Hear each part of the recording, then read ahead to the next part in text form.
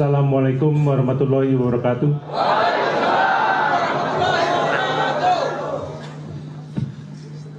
Pertama-tama marilah kita panjatkan puji syukur kehadirat Tuhan Yang Maha Esa, karena rahmat dan ridho-Nya kita dapat berkumpul bersama pada sore hari ini dalam rangka pembukaan Rapimnas ketiga Partai Berkarya. Semoga apa yang kita inginkan dalam Rapimnas ini bisa terwujud dengan baik, dan semua yang hadir dan ikut dalam Rapimnas ini diberikan rahmat dan hidayah dari Tuhan Yang Maha Kuasa. Kalau tadi Ketua Umum Bu Neneng telah bereforia dengan jalannya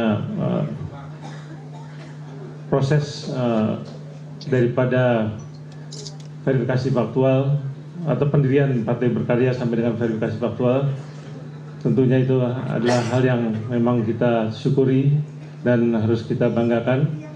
Dan memang ya ini jalan daripada kita semua telah berupaya secara maksimal, dan alhamdulillah bisa dicapai tujuan awal, yaitu Partai Berkarya lolos verifikasi faktual.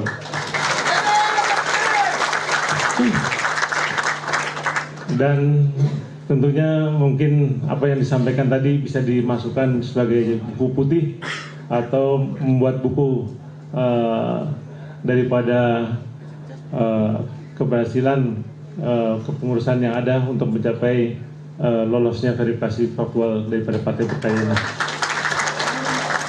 Adapun kedepannya, seperti saya sampaikan pada surat short message saya tanggal 19 Februari yang lalu, bahwa kita memang setelah mensyukuri apa yang telah kita capai, masih banyak tugas-tugas penting lainnya ke depannya. Dan tentunya tugas ini adalah yang jauh lebih berat tantangannya, karenanya kita perlu kesungguhan untuk mewujudkan daripada tugas-tugas tersebut, yaitu utamanya dengan undang-undang yang ada, yang telah berjalan, kita harus menguasai atau setidak-tidaknya memenuhi target minimum apa yang bisa kita capai di parlemen, baik itu di legislasi tingkat pusat, tingkat provinsi, maupun tingkat kabupaten kota. Setelah juga saya mendengarkan masukan dari konsultan-konsultan politik dan sebagainya, saya melihat bahwa kita harus mempunyai organisasi tempur yang handal, baik di tingkat pusat, tingkat provinsi maupun pusat, untuk mencapai tujuan apa yang akan kita targetkan ke depan. Adapun target yang kita harus capai, kita harus memulainya dari DPRD atau caleg DPRD tingkat 2 Kabupaten Kota. Adapun target pesimis kita adalah harus 3 kursi di DPRD tingkat 2. Syukur-syukur itu bisa dicapai lebih daripada itu.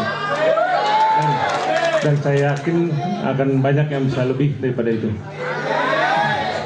Bagi gambaran, untuk 3 kursi DPRD tingkat 2, 1 kursi itu rata-rata kita membutuhkan 12.000 pendukung atau 12.000 suara. Ada yang 10.000, ada yang 12.000, ada yang 15.000, tapi rata-rata ada 12.000 suara.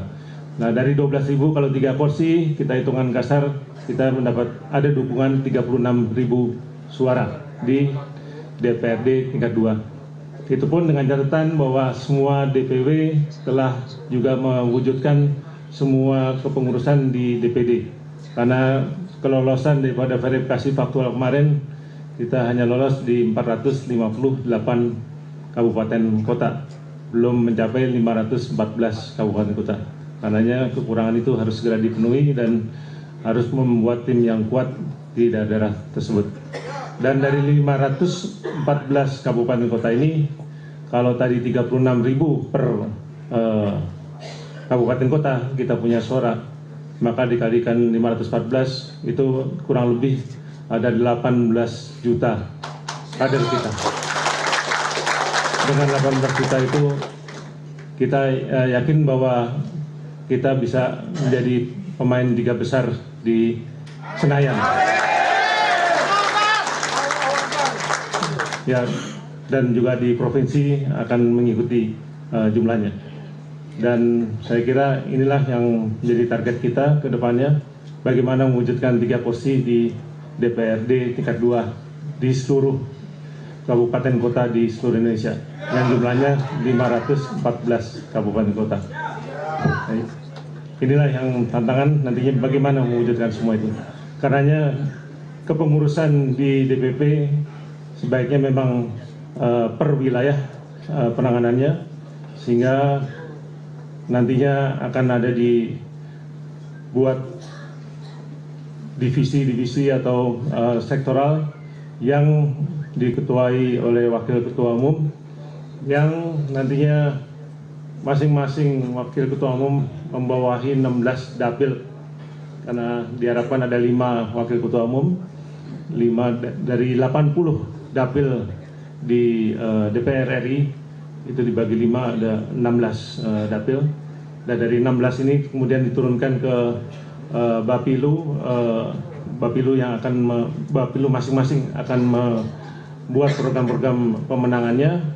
Kemudian Bapilu yang kedua akan ada di dapil provinsi, yaitu di DPRD tingkat 1, yang jumlahnya nanti akan menyesuaikan karena memang variasi dari satu daerah dengan daerah lain agak berbeda jauh.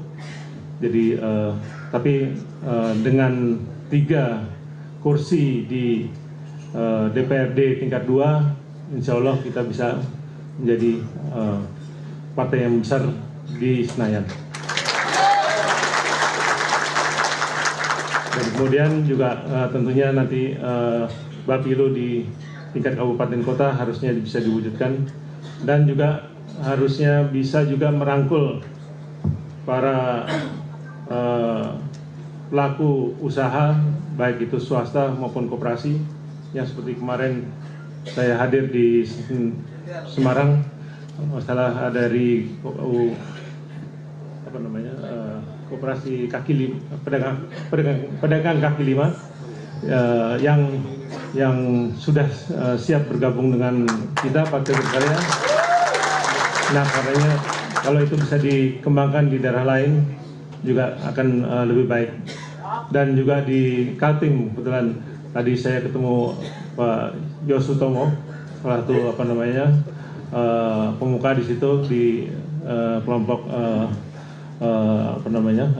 Cinanya maupun juga pengusaha-pengusaha yang cukup sukses di daerah yang juga bisa nanti dirangkul untuk suksesnya di Kalimantan Timur. Begitupun juga nanti beberapa daerah. Mudah-mudahan apa yang kita akan upayakan, semangat daripada rakyat yang banyak kecewa terhadap pemerintahan sekarang ini akan bisa bergabung dengan Partai Berkarya. Dan kembali pada mengenai pilkada, tentunya memang kita harus punya sikap untuk menentukan siapa yang akan kita dukung. Waktunya memang sangat singkat, hanya tinggal 2 bulan kurang lebih. Tapi ini akan menjadi momentum buat kita mendukung daripada salah satu calon yang akan ada di pilkada tersebut. Dan memang ada risikonya kalau kalah, tentunya kita akan ikut menanggung.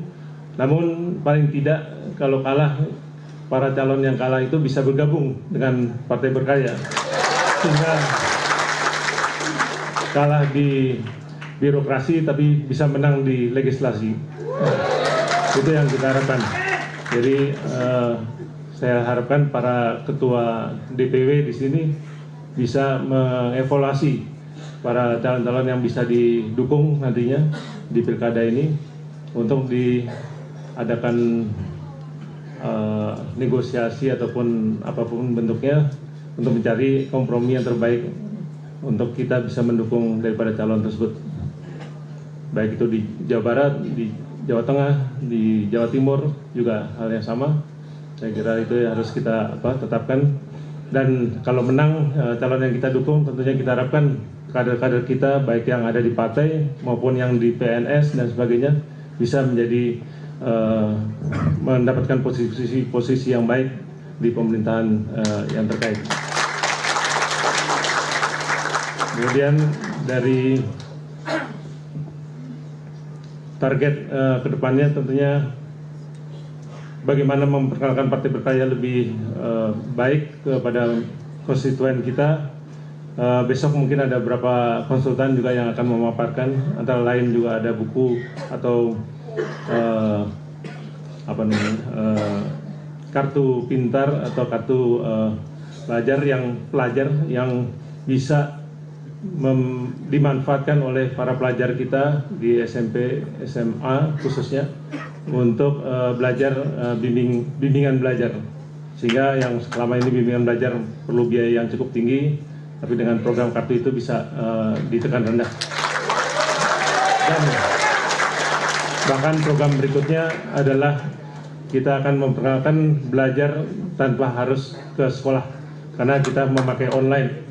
Dengan online itu akhirnya nanti pendidikan kita bisa lebih murah dan lebih efektif kepada masyarakat, karena khususnya kepada para pelajar, karena memang mereka bisa belajar langsung dibimbing oleh orang tuanya atau paling nggak oleh ibunya, dan nanti pada ujian-ujian tertentu baru mereka datang ke sekolah atau ke tempat di mana mereka harus ujian.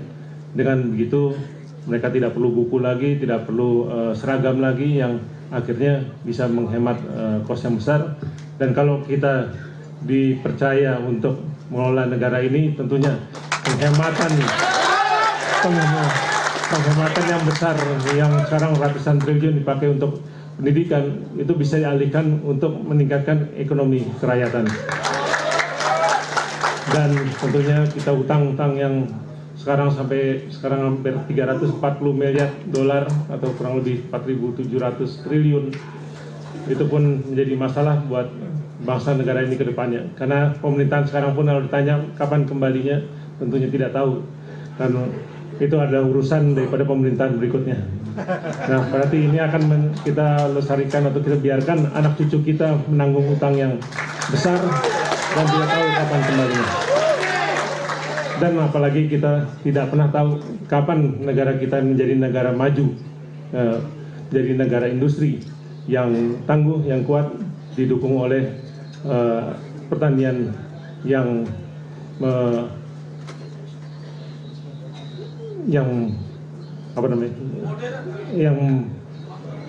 mandiri, yang mandiri. Jadi tentunya ini menjadi tantangan buat anak bangsa semuanya, dan mudah-mudahan dengan melalui Partai Berkarya ini kita bisa berbuat yang terbaik. Amin. dan bisa mewujudkan bangsa Indonesia menjadi bangsa yang maju dan jaya di waktu yang tidak terlalu lama. Harusnya kalau pengelolaan baik negara ini dalam 15 tahun, Indonesia harusnya menjadi negara maju.